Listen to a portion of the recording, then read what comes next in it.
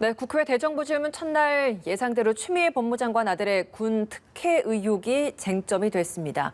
이런 가운데 정치권에서는 아동 성폭행범인 조두순의 12월 출소를 앞두고 이른바 조두순법이 쏟아지고 있습니다. 관련 내용 포함한 정치권 소식들 박창환 장한대 교수, 이상휘 세명대 교수 두 분과 짚어보겠습니다.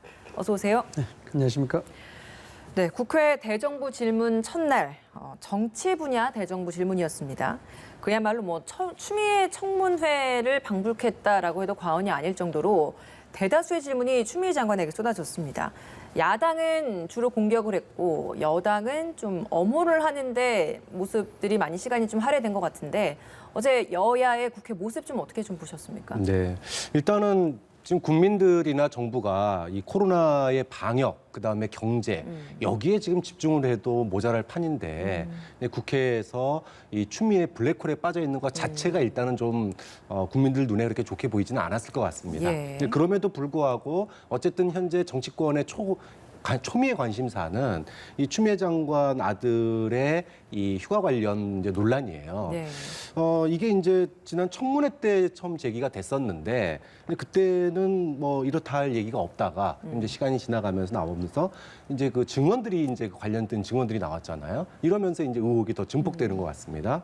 그동안에 추 장관 측에서도 이제 해명을 좀 했었어요. 예. 그런데 이제 어저께 대정부 질문에서도 낯선 공박, 그러니까 이제 공격과 해명이 교차를 했어요. 근데 그런 측면에서 또 서로가 지지층에게 호소하는 그런 어떤 그 결집력 있는 얘기들은 좀 오고 간 것 같아요. 그러니까 서로가 좀 근거 있는 나름대로 논리적인 그런 주장들을 했는데 이제 문제는 언제까지 그 확인되지 않는 지금 뭐 예를 들어 서류가 없다고 그랬는데 국방부의 그 병가 관련 서류 자체가 지금 카투사께 아예 없다라는 거 아닙니까? 뭐 서일병 것뿐만이 아니라 뭐 이런 식으로 증빙되거나 입증되지 않는 의혹 제기만 공방에 오가니까 이게 벌써 한 2주째 지금 언론을 휘감고 있거든요. 그러니까 좀 뭐랄까 좀 되게 대단히 소모적이고 감정적으로 치닫는다. 좀 이렇게 가면은 결국은 말 그대로 정쟁으로 흐를 수밖에 없지 않느냐 이런 이제 우려가 드는 거죠. 좀 그런 점에서 이제 검찰의 수사가 좀 속도를 내야지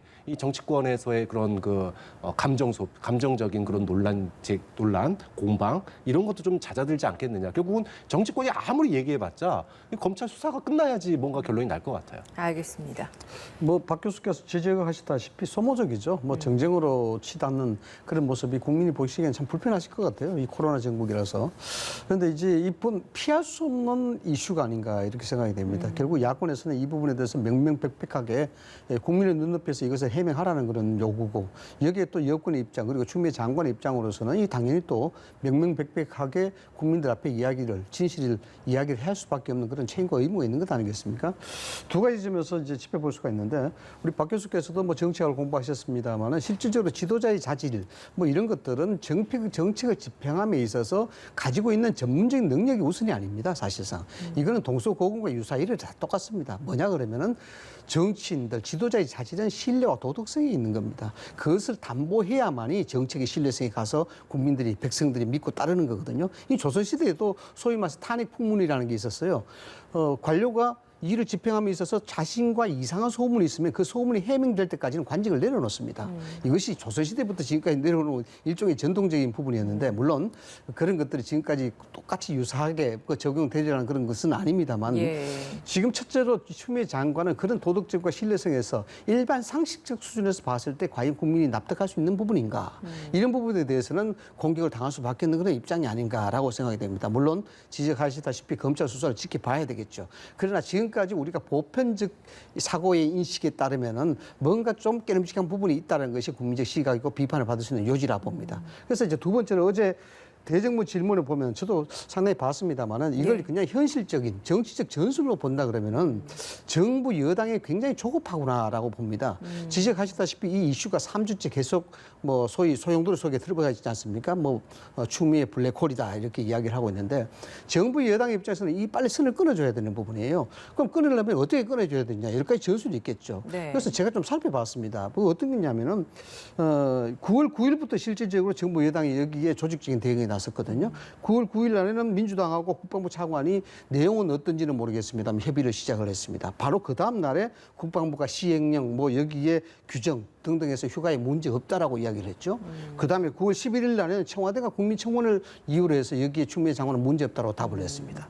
그다음 9월 12일 날에는 여당의 황희 의원이 여기에 대해서 정치적인 입장을 방어 점석을 펼쳤거든요. 문제가 없다. 오히려 당직 사병이 여기에 정치 업무가 있지 않느냐 등등으로. 그다음에 9월 13일입니다. 여기에 추미애 장관이 직접적으로 뭐 미안하긴 한데 크게 잘못이 없다 등등의 어떤 뉘앙스를 묻힐 정도로 예. 직접 나왔습니다. 그리고 9월 14일입니다.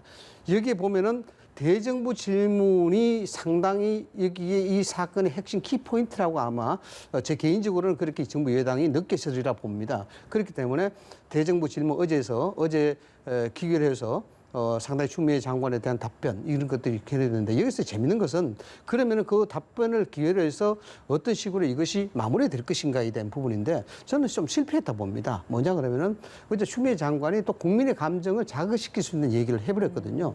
우리 아들은 유능한데 추첨제가 또렷하다 통제를 못하겠다 등등 이런 것들이 오히려 이 정서적인 감정을 자극시키는 그러니까 전략과 전술을 본다 그러면은 어제 대정부 질문에서 추미애 장관이 납득시킬 수 있는 얘기를 해버리고 끝내야 되는 건데 이것이 오히려 다시 불을 지피는 듯한 그런 어떤 분위기가 돌아갔다 이렇게 예. 이제 설명을 드릴 수가 있습니다. 여러 가지 이제 당 차원에서도 전술에 들어갔다라는 말씀해 주시면서 민주당과 국방부 간의 만남이 있었고 그 후에 국방부의 입장 발표가 있었다라는 이야기를 해주셨는데 그 관련된 그 관계에 있어서는 사실 당 차원에서 내놓은 입장 표명으로는 이 추미애 관련된 언급은 없었다. 추미애 장관 관련된 언급은 논의하지 않았다라는 입장을 내놓기는 했습니다. 네, 국방부와 민주당의 만남은 예. 예산과 관련된 이야기가 주로 나왔다. 이게 이제 얘기예요. 그런데 이제 그 다음 날 추 장관 아들에 대한 국방부의 이제 그 휴가에는 절차상 무리가 없었다라고 하는 그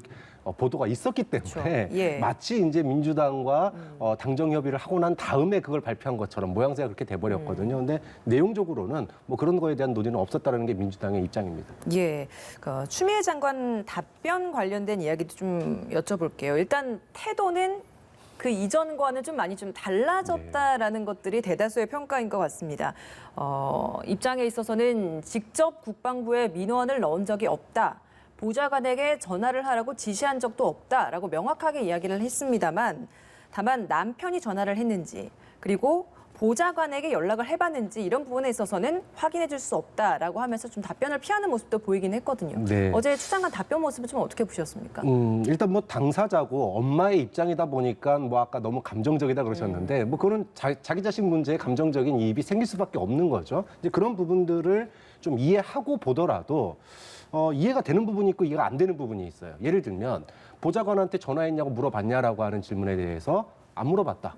물어볼 생각도 없다. 이렇게 얘기를 했어요. 말 표현은 조금 좀 잘못됐다고 생각하지만 내용적으로 보면 그 전 보좌관이 지금 검찰에 조사를 받고 있는 상황입니다. 즉 예. 수사 중인 사안이기 때문에 만약에 자신이 그 전 보좌관과 통화를 했다. 그러면은 서로 말 맞췄다라고 하는 또 비판을 이번엔 받을 겁니다. 그러니까 연락을 하면은 연락했다고 뭐라 그럴 것이고 연락을 안 하면 안 한다고 뭐라 그럴 것이고 좀 그런 부분이기 때문에 이 부분은 뭐 수사 중인 사안이기 때문에 이야기가 곤란하다. 뭐 이런 정도로 넘어갔으면 싶을 텐데 예. 이제 그거를 안 한다 이렇게 얘기하니까 좀 뭐랄까요?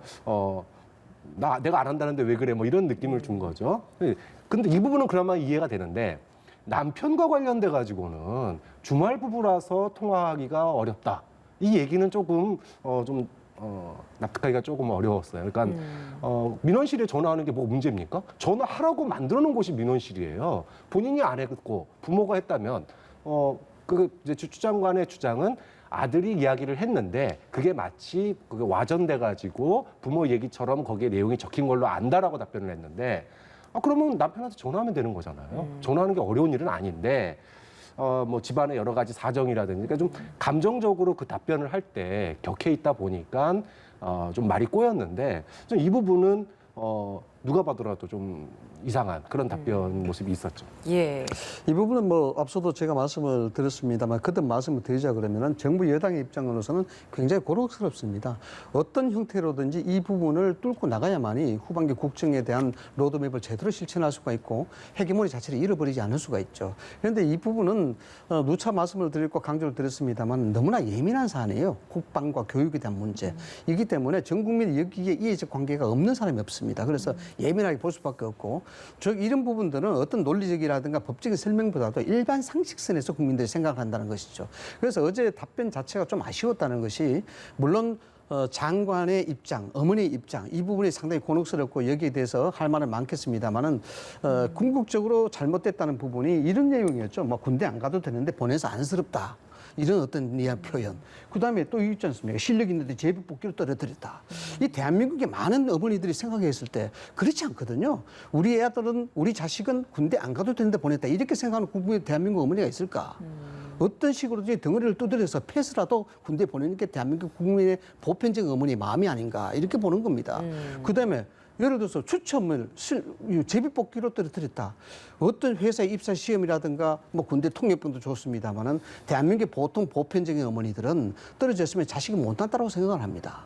이런 부분들을 민의의 전당인 강요의 입장으로서 법무장관 입장으로서 국회에서 이런 식으로 이야기한다는 것은 뭔가 모르게 국민의 정서를 다시 한번 건드리게 되는 그런 것들이 아닌가 생각이 됩니다. 그래서 물론 개인적인 견해입니다만 이런 것들을 좀 망라해서 봤을 때 이런 것들이 정부 여당의 입장으로서는 쉽게 돌파하지 못하는 그런 사안이 되지 않을까라는 생각이 됩니다. 그래서 이 부분이 이번 주나 다음 주 중에 여론조사 반영에서 어떻게 나타날지 모르겠습니다만은 지금 하향 국면을 가지고 있는 정부 여당의 지지도라든가 대통령의 지지도가 이로 인해서 뭔가 계속해서 그 지속세를 나타낸다 그러면은 추미애 장관의 입장은 거취를 어떻게 결단할 수밖에 없는 그런 상황이 오지 않을까라는 것이 예단입니다. 근데 어저께 대정부 질문에서 또 하나 좀 특징적인 게 이제 검찰 수사가 1월 달에 시작됐는데 이제서야 그 서울병에 대한 조사가 들어갔잖아요. 예. 근데 여기에 대해서 추 장관이 최대 피해자는 본인과 아들이다라고 얘기를 했어요.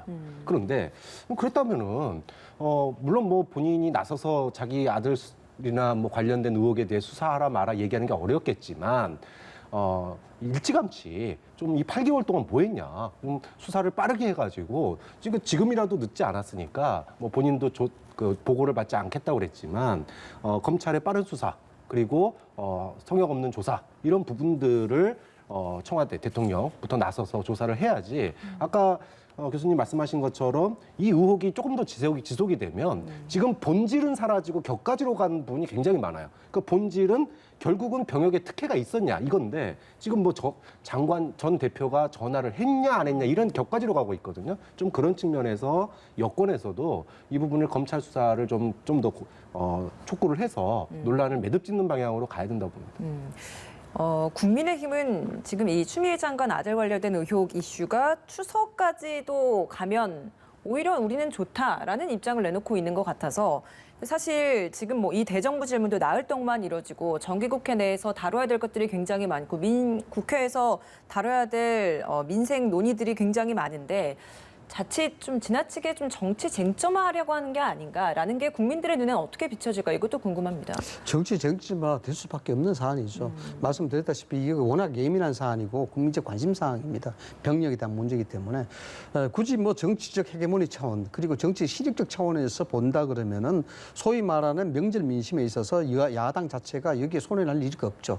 이 부분을 계속해서 드라이브가 된다 그러면은 계속해서 드리블이 된다 그러면은 정부 여당으로서는 굉장히 곤혹스럽습니다. 그래서 이 부분을 조금 전에 제가 날짜별로 쭉쭉 짚어서 말씀을 드렸습니다만은 빨리 이 부분을 고리를 끊으려는 것이 정부 여당의 입장으로 봐야 되죠. 이 이슈 자체가 정폭이 되거나 지속이 된다 그러면은 정부 여당으로서는 국정 운영에 대한 헤게모니 자체가 아무리 170석, 180석 거대 여당이다 할지라도 굉장히 그 힘에 놀려서 굉장히 그 힘에 부치게 될 수밖에 없는 상황이거든요. 그런 차원에서 본다 그러면은 국민의힘 쪽에서는 상당히 많은 부분들을 전략적으로 아마 검토를 하고 있으리라 봅니다. 이 부분을 이슈 자체가 소위 말해서 페이드아웃 된다든가 소멸된다든가 이렇게 된다는 경우 이 부분을 되살릴 수 있는 뭐 이런 어떤 정쟁적 차원에서 고려한다는 그런 차원은 아닙니다만 자칫 정쟁을 유발할 수 있는 야당의 이미지, 뭐 지금까지 그 보수 정당으로서 국민의힘이 그러한 어떤 비판에 직면해 본 적이 굉장히 많았지 않습니까? 예. 그런 차원에서 본다면 정쟁을 유발하는 그런 어떤 야당의 이미지를 불식시키기 위한 그런 부분. 그래서 이 추미애 장관의 건에서는 상당히 팩트에 근거한 이런 부분에 대해서 의문을 해소하는 그런 지속적인 의문 제기는 추석 끝까지 계속 이루어지지 않을까라고 봅니다. 그러니까 당 입장에서 그러니까 민주당 입장에서는 이걸 빨리 끊어내는 게 필요할 것이다라는 말씀해 주셔서 어제 이낙연 대표가 최고위원 회의에서 이 관련해서 추미애 장관 관련해서 엄호를 그렇죠. 하고자 하는 발언을 또 하지 않았습니까? 그 그래서 당 차원에서. 이 9월 9일부터 시작해서 계속해서 정부 여당의 대응이 있어 왔거든요. 예. 그래서 9월 14일 어제 방점 자체가 이낙연 대표의 이야기였습니다. 추미애 장관 문제 없다라고 이야기하는 내용 아니었습니까? 그럼 우리가 생각을 해보면은 그럼 이낙연 대표 그 다음에 뭐가 있을 것인가? 이게 이낙연 대표 전에 사실상 추미애 장관이 국회에서 대정부 질문에 답변한 내용이죠. 이낙연 대표. 그 다음에 동부지검의 수사 발표입니다. 수사 발표에서 이게 정확하게 정리가 되면 끝나는 거죠. 그래서 제가 말씀드렸다시피 어제 추미애 장관이 그냥 여기에 대해서 머리 조아리고 여기에 대해서 반성하는 어머니 모습을 차라리 그렇게 보여보든지 전략적으로. 그렇게 돼야 함에도 불구하고 여기에 빌미를 많이 줘버렸다는 것이죠. 오히려 여기에 대해서. 알겠습니다. 예. 예. 어떻습니까? 민주당 차원에서 이렇게 엄호를 하는 모습이 나오는 것, 그리고 앞서서도 계속해서 검찰의 수사 결과가 빨리 나와야 한다라고 얘기를 해주셨는데 검찰 수사 결과가 나오고 민주당의 이런 태도가 나오면 이게 결론적으로는 잘 수습이 또 될 것인지 국민 민심은 어떻게 좀 반응을 할 것인지 이것도 궁금합니다. 그러니까 이제 추미애 장관 아들 건이 지금 전국에 해기되다 보니까 내년 이제 지방 보궐선거를 앞두고 일종의 기싸움 느낌이 들거든요. 근데 문제는 당사자들은 감정적으로 격해질 수 있고 이야기를 할 수 있습니다. 그런데 아무런 증거도 없이 제3자들이 좀 너무나 추측성 발언들이 하고 있다는 거예요. 그게 지금 감정적인 논란이라고 얘기하는 건데 예를 들어 의혹을 폭로한 그 모 씨, 이분에 대해서 여권에서 실명을 공개한다던가 또는 뭐 뒤에 배우가 단독범이라던가 이런 식으로 얘기하는 것은 좀 너무 나간 거죠. 또 반대로 지금 국민의힘 쪽에서 의혹을 제기하고 있는 입장에서도 뭐 이게 뭐 외압이라든지 탈영이라든지 이런 이제 자극적인 단어들을 계속 쓰고 있거든요. 예. 그러니까 본질과 관련돼서 이야기를 하는 건 얼마든지 있을 수 있지만 증거도 없는 너무나 추측만 가지고 의혹을 부풀리는 거. 지금 하루에 기사가요. 1,300건이 넘게 나오고 있습니다. 아니 지금 추석을 앞두고 온 국민이 고향도 못 가게 지금 방역과 경제에 집중하고 있는 상황에서 신문기사, 언론기사의 대부분을 이 추 장관 기사가 뒤덮고 있다는 것 자체가 그것도 예를 들면 어떤 증거가 나왔다든가 그러면은 사퇴해라 뭐 이렇게 얘기를 할 수 있을 텐데 지금 명확한 어떤 의혹을 밝힐 수 있는 증빙이라고 할 수 있는 이런 것들이 아직까지는 그렇게 많이 나와 있지 않거든요. 좀 그런 측면에서 정치권이 과열됐다. 사안의 크기에 비해서 너무나 과열됐고 네. 너무나 지금 대한민국의 이슈를 갖다가 다 뒤덮고 있는 것이 오히려 문제 아닌가. 정치권이 냉정해져야지 국민들은 지금 싸늘하게 쳐다보는데 정치권만 뜨거워져가지고 공방을 벌이는 모습이 아닌가 싶어서 아쉬운 거죠. 그러니까 오늘 통일 외교 안보 분야 대정부 질문 또 이틀째로 이제 진행이 될 텐데 오늘 핵심 쟁점도 역시나 또 추미애 장관 아들 관련된 의혹이 되겠습니까? 뭐 안보 분야가 들어있다 보니까 뭐 군 관련 조금이라도 관련이 있다 그러면 이 얘기가 도배가 될 거고요. 또 언론도 또 그게 이슈가 되니까 그것만 또 실을 거예요. 근데 사실은 그 남북 관계 그다음에 외교 간 성추행 문제 이 부분도 우리나라의 국격이라든지 또 향후에 미국 대선 이후에 남북 관계는 그럼 또 어떻게 될 것인지에 대해서 사실은 여야가 머리를 맞대고 좀 대비를 해야 되는 거거든요. 예. 근데 이제 이런 얘기들은 또 나오더라도 또 언론의 조명을 못 받을 거고 좀 그런 측면에서 제가 아까도 얘기했지만 이제는 검찰 수사나 의혹을 제기하지 말라는 게 아니라 너무 과열된 것들은 오히려 본질이 지금 우리나라가 직면한 여러 가지 문제들을 안 보이게 국민들로부터 관심 멀어지게 예. 만들 수 있기 때문에 오늘 외교 통일 안보 분야 질문에서도 너무 이 추 장관 이야기 아들과 관련된 이야기만 하는 것 자체가 오히려 더 문제가 될 수 있다는 거죠. 예, 여론에서는 좀 멀어졌지만 오늘 외교 통일 안보 분야 대정부 질문에서 꼭 짚어야 될 주요 쟁점이라면 네. 어떤 게 있겠습니까? 네. 뭐 안보 부분에 또 국방부 장관이 나오게 되면 이 문제를 또 다루겠죠. 그래서 이게 계속해서 추미애 장관 건은 화약을 안고 있는 부분입니다. 또 최근에도 권익위가 추미애 장관과 여기에 수사에 있어서 직접 이해 충돌이 없다라고 아니라고 또 유권 해석을 내렸기 때문에 여기에 대한 야권의 또 공세에 이루어질 수밖에 없는 그런 상황이 됐다. 그럼에도 불구하고 오늘 외교통일안보 분야에 좀 쟁점이 될 만한 사항은 예. 뭐 뉴질랜드 쪽의 그 외교 부분, 성추행 부분 이런 부분들은 실질적으로 국격에 대한 문제이기 때문에 아마 상당한 강도로 여기에 대한 질책적 질의가 이어질 거라 이렇게 봐지고요. 그다음 우리가 좀 핵심적으로 살펴봐야 될 것은 통일 문제입니다. 이인영 장관이 최근에 어떤 얘기를 했냐면은 냉전 동맹에서 평화 동맹으로 가자라는 얘기를 했어요.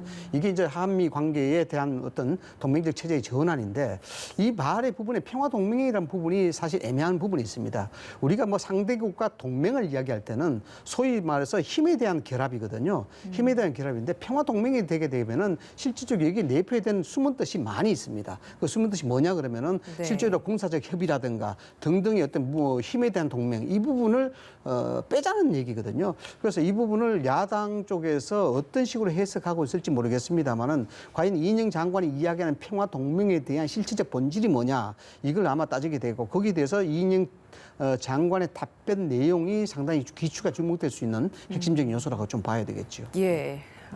이런 부분도 좀 많이 좀 국회에서 좀 다뤄줬으면 좋겠다라는 생각도 듭니다. 정기국회 기간 동안 4차 추경 심사도 논의가 되고 있습니다. 4차 추경안에서 가장 핵심은 통신비 2만 원 이 부분 과연 지급을 해야 되는 것인가라는 부분인 것 같습니다. 어제 여야 원내대표가 비공개 회동도 했는데 아무 성과 없이 끝나버렸거든요. 이 문제 좀 어떻게 좀 해결을 해야 된다고 보십니까? 저는 좀 여당과 청와대가 결단을 내릴 필요가 있다고 생각해요. 그러니까 맨 처음부터 통신비 2만 원 절감이라고 하는 게 이번 추석 때 명절 때 고향을 못 가고 그다음에 지금 데이터 요금이라든지 이런 게 굉장히 비싸니까 이런 부분들에 대해서 국민들이 비대면 접촉을 위한 그래서 고향 못 가는데 영상 통화로 손주들 얼굴이라도 좀 보여주십시오 이러면서 그렇게 하나된 목소리로 나갔다면 이 정도의 반발은 없었을 거예요. 그런데 뭐 35세부터 50세까지는 뭐 주네 안 주네 뭐 이런 논란들이 있었거든요. 그러니까 결과적으로는 어떻게 됐냐? 2만 원 아직 받지도 않았는데 벌써 기분 나빠요. 그러니까 맨 처음에 2만 원을 깎아주겠다라고 얘기했던 거는 국민들의 사기 진작 차원도 있었거든요. 코로나로 힘든 시기에 이번 추석에 고향도 못 가니까 전 국민 골고루에게 통신비 혜택을 주면서 4인 가족이면 8만 원이에요. 이긴 돈도 꽤 큰 거거든요.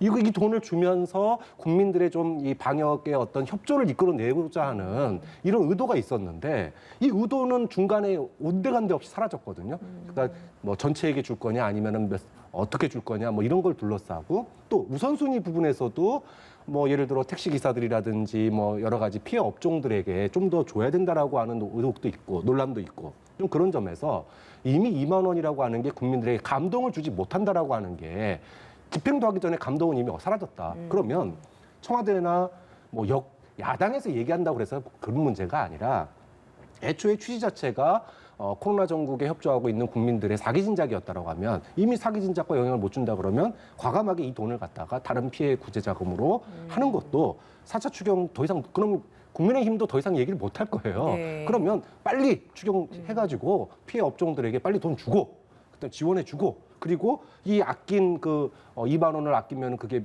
1조 원인가요? 꽤 큰 금액이 되잖아요. 예. 이 돈을 갖다가 그러면은 여야가 머리를 맞대서 정말로 더 참신한 정말로 생각하지 못했던 그런 소외된 사람들에게 지원을 해준다 그러면 국민들이 2만 원 안 받았다고 화내지 않아요. 오히려 잘 썼다 이렇게 얘기할 수도 있는 겁니다. 좀 그런 측면에서 여권에서 결단이 필요한 부분이라고 봅니다. 이게 사실상 청와대가 맞지 않을 매를 맞는 겁니다.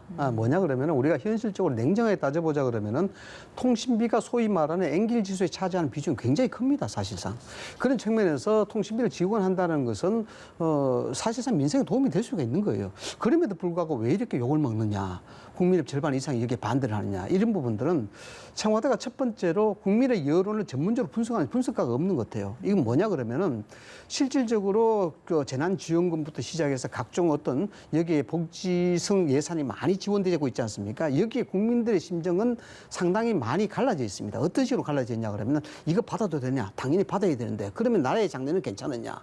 여기 국고에 대한 걱정을 하고 있어요. 이 심리가 내면에 돈을 지원받고 있지만 깔려 있다고 봐야 됩니다. 그럼 여기에 대해서 이 부분에 대해서 표출할 수 있는 뭔가 필요하겠죠.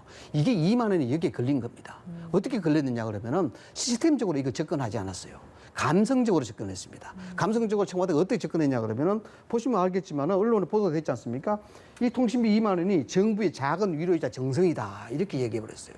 이게 시스템적으로 당연히 엔길 지수에 대한 부분들을 도움을 드리기 위해서 이 부분도 시스템적으로 여야가 협의를 해야 되겠습니다. 이렇게 돼야 되는 거죠. 그럼 박수 받을 일인데 이걸 뭔가 군주가 어떻게 시혜를 베푸듯이 이렇게 접근하니까 여기에 대해서 뭔가 모르게 국민적 여론 정서가 가뜩이나 지금 여기에 재정이 고갈되지 않을까, 나라 장래 괜찮을까 걱정이 있는데 여기 2만 원이 소위 있어서 따귀를 때려준 거예요. 그러니까 당연히 반발이 일어나고 여기에 국민의힘 자체는 국민의힘 입장에서는 이 부분에 대해서 선심성 예산 아니냐라고 이야기할 수도 있는 거죠. 예. 여기에다가 앞으로 모든 예산은 그동안 지금은 선심성 예산, 소위 포퓰리즘 예산이라고 이야기 비판을 많이 받아왔지 않습니까? 그런 차원에서 이 예산에 대한 엄중성을 국민의힘으로서는 당연히 따져야 되고 또 이것이 4차 추경 예산을 심사할 때 일종의 방아쇠 역할을 할 수 있는 겁니다. 그러니까 청와대가 이 부분은 좀 뭐 예민하게 또는 철저하게 대비하지 않고 했는 시스템적으로 적응하지 못하는 감성적으로 접근했는 이 부분이 큰 잘못이다라고 보는 거죠. 네, 철회가 없으면 추경 통과도 반대하겠다라는 게 국민의힘의 지금 입장이지 않습니까? 네, 빠르게 지급을 해서 지금 굉장히 시급한 사람들의 숨통을 트여줘야 되는 게 긴급 재난지원금의 주된 역할인데 이런 것들이 이런 상황으로서 지금 통과되지 않다가 조금 더 늦어지고 하면 그로 인한 또 실제적인 좀 부담 또 국민의힘 목 아니겠습니까? 그렇죠. 이 부분을 뭐 지금 현재로서는 야당 입장에서는 이걸 국민의 50% 이상이 반대하고는 있으니까 이 국민의 뜻이 그러니까 당연히 철회하라 이런 부분인데 저는 이렇습니다. 예산을 국민의 그 정서라는 거예요. 뭐 저도 뭐 일반 국민의 한 사람입니다만은 미미한 구석이 있어요. 또 준다 해서 안 준다 그러면은 오히려 여기에 대한 표적이 국민의힘으로 갈 수도 있습니다. 아마 국민의힘 쪽에서는 이 정부적 판단을 아마 하고 있을 거예요. 이 반대하는 모습을 철저히 보이고 여기서 얻을 수 있는 정치적 과실이라 하면은 추경 예산에 대해서 철저한 검증이라고 봐야 됩니다. 예. 그것이 이어지면은 뭐 어떠냐면은 추경 예산과 앞으로 예산 집행에 있어서 헤게모니를 누가 짓느냐 국민의힘이 질 수가 있는 겁니다. 그래서 이것을 도화선으로 활용하는 것이지 여기서 2만 원을 지급하지 마라. 결단코 이런 자세는 저는 아니다. 이렇게 보는 겁니다. 알겠습니다. 경실련이 21대 신규 등록한 국회의원 175명의 신고 재산을 분석했는데 후보 시절에 신고를 했던 재산보다 평균 10억 원이 증가한 것을 확인했습니다. 사실 이게 뭐 5개월 정도 차이가 있는 시간이잖아요. 그러니까 물론 1, 2, 3위 정도가 금액이 너무 크기 때문에 평균치가 올라간 것도 있습니다만 어떤 부분이 가장 큰 문제라고 보십니까? 뭐 저는 이제 국회의원들이 의도적으로 축소했다 이런 비난을 받는 분들이 몇 분 있긴 하지만 저는 대다수의 문제는 이거는 시스템의 문제라고 봐요. 그러니까 공직 출마하려는 사람들이 의도적으로 재산을 숨기거나 대부분은 그렇지 않습니다. 그러니까 이게 후보자는 12월 말일자로 재산을 신고를 하는데 이때는 같이 살지 않는 부모님이나 자녀, 성인이 된 자녀, 이 재산은 고지 거부를 할 수 있어요. 그러니까 빼고 본인 것만 계산해서 신고를 합니다. 그런데 5월 일자로 이제 국회의원이 되면은 일부는 이거는 연관성이 있으니까 신고하세요라고 변경되는 사안이 생겨요. 그러면은 고지 거부 대상이었던 부모나 또는 자녀의 재산을 일부 가족의 재산으로 합류를 시켜야 되는데 이제 이 과정이 의도적이냐 그렇지 않느냐의 차이가 있는 거죠. 그런데 또 하나는 이제 비상장 주식.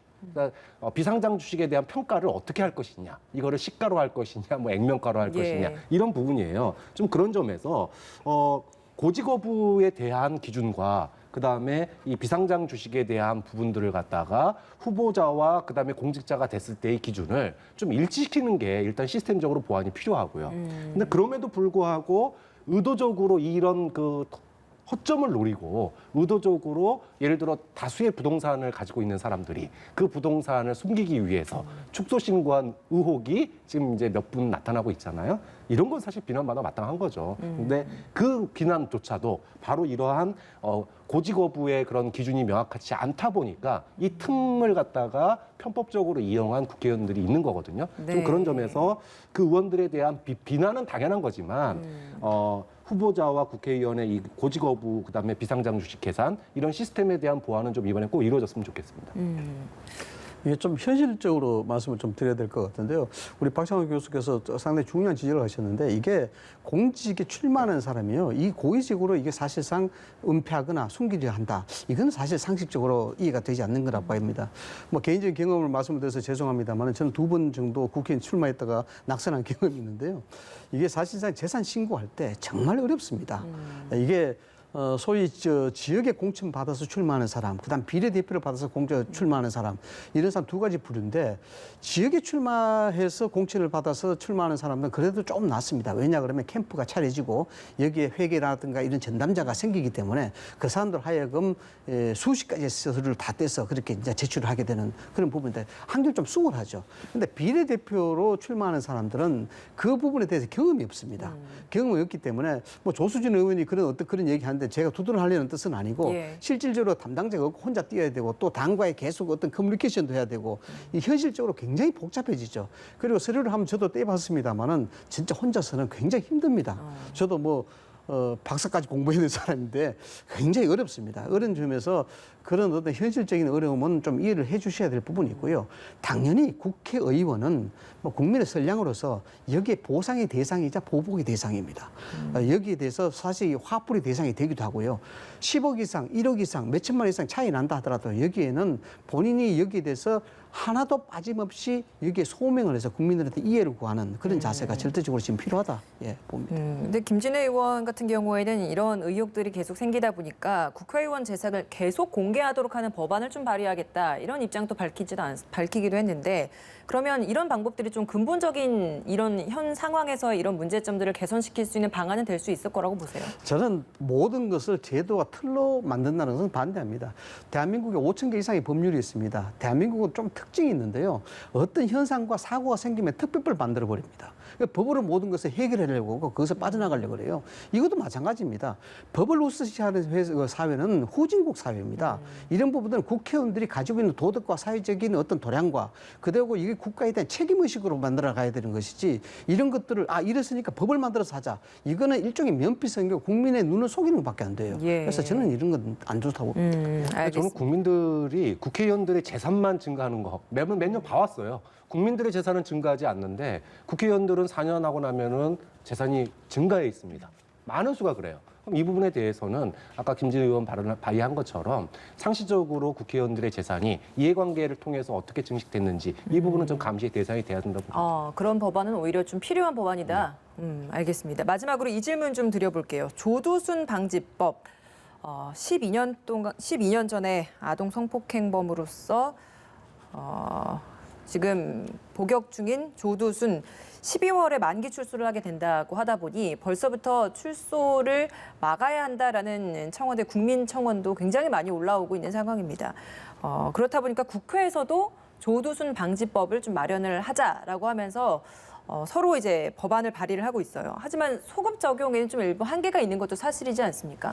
그리고 또 일각에서 하는 이야기가 복역 기간이 지금 10년이 넘었었는데 왜 이제 와서 지금 이것들을 발의를 하느냐. 그러니까 90여일 정도 남은 기간이기 때문에 그 기간 안에 법안 통과도 어렵다라는 게 현실적인 문제라서요. 어떻습니까? 네, 일단 뭐 두 가지 문제가 있죠. 일찍 됐더라도 소급 적용하는데 한계가 있다. 이게 이제 본질적인 문제고. 예. 두 번째는 그러면은 소 잃고 외양간 고치는 거지만 그거라도 잘해야 되는데 소 잃고 외양간도 지금 나올 때까지도 못 고치고 있다. 이게 문제예요. 지난 그 20대 국회 때 사실은 이게 통과 여론이 굉장히 높았습니다. 이거 통과시켜라. 근데 왜 못했죠? 그때 검찰과 검찰 개혁과 관련된 이 패스트트랙 전국에서 예. 거기에 빠진이라고 사실 이거 통과 못해요. 결국은 여야가 정쟁한이라고 정말로 국민들에게 꼭 필요한 이런 국민의 안전과 관련된 이런 법들이 그동안에 폐기돼 버렸어요, 그냥요. 그리고 이번 국회에 다시 시작하려니까 또 늦어버린 겁니다. 12월 13일인가요? 나오는데 그 해당 지역에 지금 그 경기도 모 지역으로 간다는 거 아닙니까? 해당 지역에 지금 뭐 땅값 떨어지네, 그다음에 불안하네 이런 민원이 막 치솟고 있는데 아직까지 국회에서 법도 그분 나올 때까지 조두순 나올 때까지 못 만든다 이러면은 국회의원들이 본질이 뭔지에 대한 이런 그 고민들을 좀 다시 한번 반성해야 된다고 봅니다. 예. 실질적으로 국회의원들이 이런 고민을 많이 해주죠. 우선 형사적 처분에 있어서 소급 적용은 법적으로 불가능합니다. 뭐 청와대 청원에 아무리 들어갔다 하더라도 추수 만기가 된 사람을 다시 못 나오게 한다든가 이런 건 뭐 인권에 대한 문제도 있고 현행 법상에도 불가능합니다. 불가능한데 다만 이제 거론될 수 있는 것은 사회적인 흉악범에 대한 사회적 보호 장치, 사회적 방어 장치를 어떻게 하느냐에 대한 부분인데 이 부분은 사실상 우리가 뭐 국회에서도 그런 얘기 많이 합니다. 사회 인프라를 이야기 많이 하지 않습니까? 사회 인프라라는 것이 뭐 도로 만들고 도로 교량 만들고 뭐 이런 것들이 다가 아닙니다. 실질적으로 헌법상에 우리가 행복추구권이라는 것이 있지만은 실질적으로 흉악범이 나온다 하더라도 흉악범에 대한 인권도 있지만 흉악범과 같이 살고 싶지 않다는 것도 국민적 요구라 볼 수 있거든요. 그에 대한 요구 당연히 할 수 있는 부분입니다. 그런 측면에서 본 다음에 이미 이 조도순 사건은 10년 전부터 계속 유명한 대표적인 사회 흉악범의 사건, 흉악한 사건이기 때문에 국회의원의 입장이라 그러면은 이 사람이 추수됐을 경우에 미칠 수 있는 국민적인 감정 그리고 여기에 대한 불안감 이런 것들은 제도적 틀을 통해서 법이 아니라 제도적 틀을 통해서 이걸 방지할 수 있는 것을 해야 되죠. 이거는 뭐 국회의원들이 사실상 좀 비난을 받아도 될 만한 그런 사유라고 봅니다. 예, 알겠습니다. 오늘 말씀 여기서 마무리 짓겠습니다. 박창환 장한대 교수, 이상희 세명대 교수 두 분과 함께했습니다. 고맙습니다.